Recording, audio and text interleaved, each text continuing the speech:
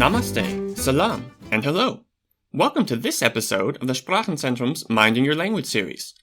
Today, we'll be looking at the importance of choosing your own vocabulary to learn once you reach a certain level, and introducing some strategies on how to do so. If that sounds like it could be helpful for you, stay tuned.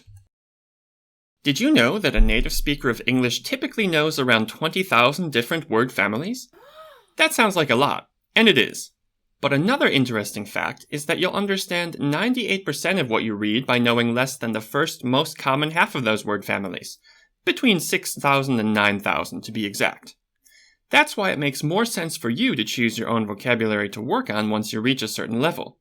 A teacher will have no idea which of those 11,000 remaining word families you need. But how do we actually choose words and phrases? How do we know if it makes sense to learn a certain word?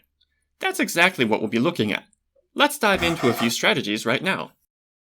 The main thing we want to consider when choosing words to work with and learn is what benefit the word brings us and at what cost. In other terms, we'll need to perform a cost-benefit analysis. Benefit as a concept is generally easy enough to interpret, but what do we mean by cost when talking about vocabulary?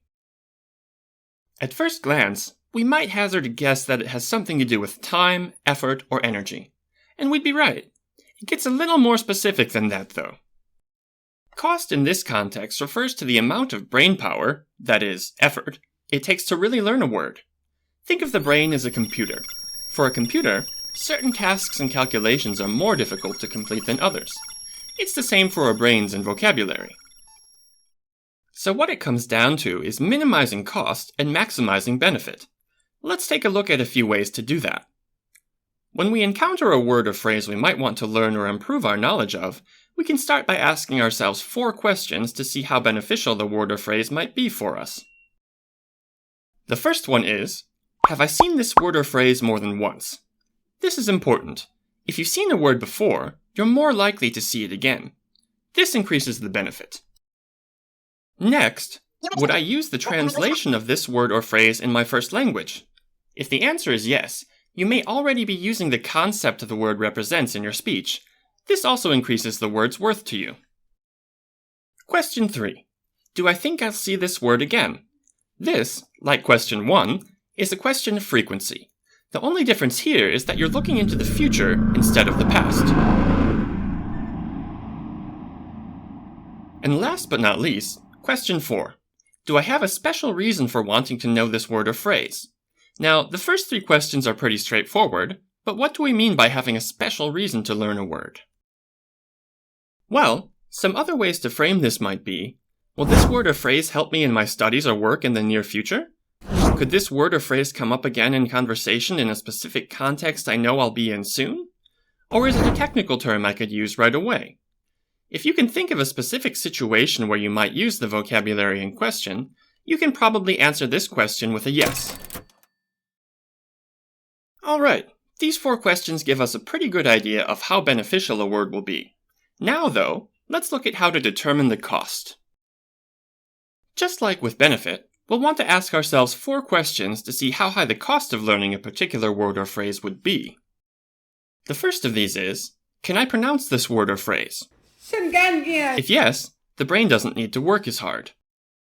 Second, can I connect this word or phrase to any other words I know?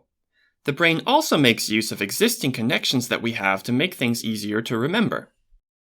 After that, we'll want to ask ourselves if we can personalize the word or phrase. Our brains like stories, so personalizing something will help it to stick. And finally, we'll want to ask ourselves if the word or phrase will be an easy one to remember. Any other things you can think of that make the word or phrase easy to remember will reduce the energy needed to fully learn it. Okay. Now that we've taken a look at cost and benefit, we're left with just one more question we need to ask ourselves. Do I have room in my budget for this word or phrase right now? Budget sounds like a business word, right? So how does it relate to vocabulary? Well, remember how we said our brain works like a computer? In the same way, it only has a limited amount of memory it can use to efficiently work with and remember vocabulary.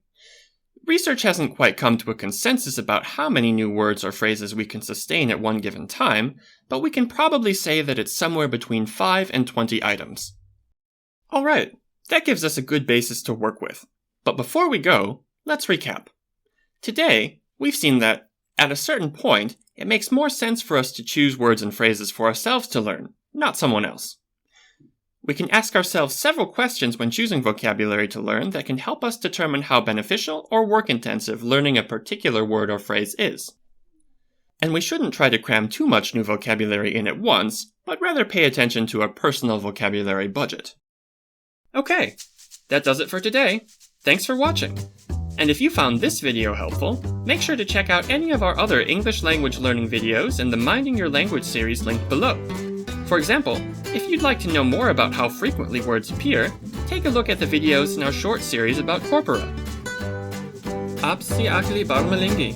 Libi namet. See you next time!